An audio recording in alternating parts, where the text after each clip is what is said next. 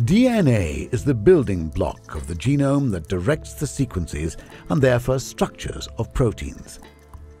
In our lab, we can manipulate DNA to create modified proteins, which we can use to study cellular processes at the molecular level. Scientists are interested in visualizing protein molecules in living cells. By doing this, they can learn about physiology and what goes wrong in diseases. Cells are a millionth of a meter in diameter, and the proteins inside 1,000 times smaller than that. So to be able to visualize living cells and single proteins, we need to use very sophisticated light microscopes.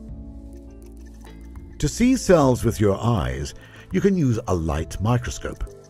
Light is directed onto the sample. The scattered light from the sample is then directed using a mirror towards the eyepiece and into your eyes. The image that you then see looks like this. You can see the cell outline, but other than that, there is minimal detail. Fluorescent molecules absorb light of a certain color and then emit light of a redder color from the spectrum. For example, a molecule may absorb blue light and emit green light. In the natural world, many organisms have the ability to fluoresce. For example, some jellyfish.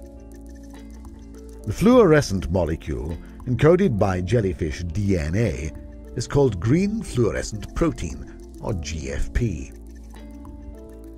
Fluorescent fusion proteins are an invaluable biological tool and can be made by fusing the GFP gene to the gene encoding your protein of interest.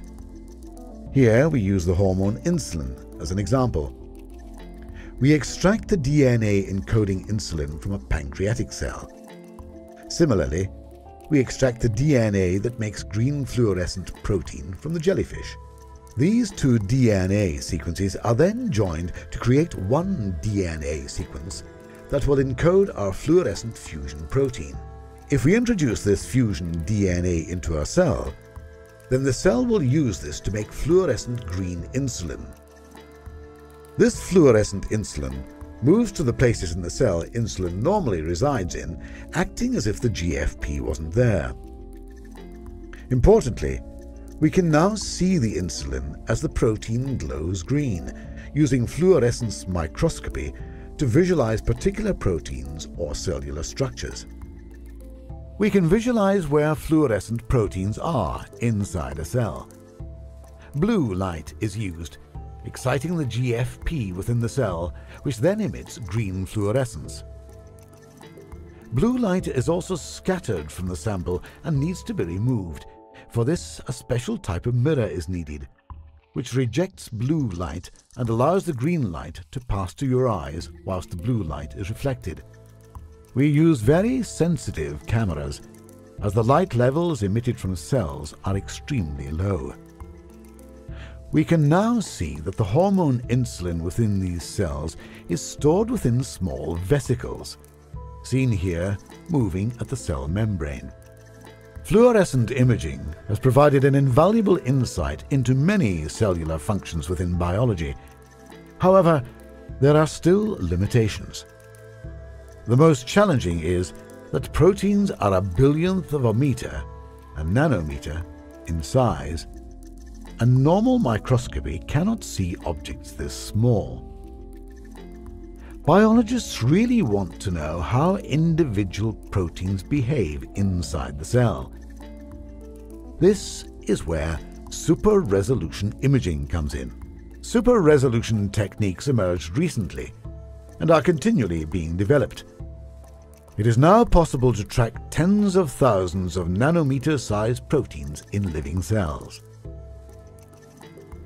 Regular fluorescence microscopy allows for the tracking of objects hundreds of nanometers in size, like vesicles, throughout the cell, and in 3D. Super-resolution microscopy means that instead of single proteins appearing blurred, they now look sharp, revealing the exact location of single molecules a few nanometers in diameter. The advancement of microscopy has been driven by the engagement of physicists and mathematicians with biologists using fluorescent proteins derived from a range of marine organisms.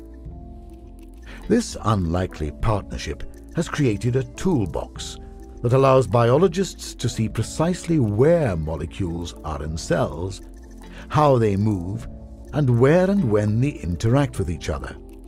These advances have provided us with the ability to directly visualize biological processes for the first time, opening the possibility of determining exactly what has gone wrong in diseases.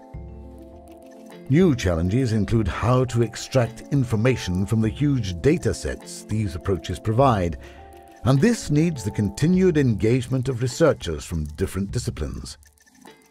The future is bright.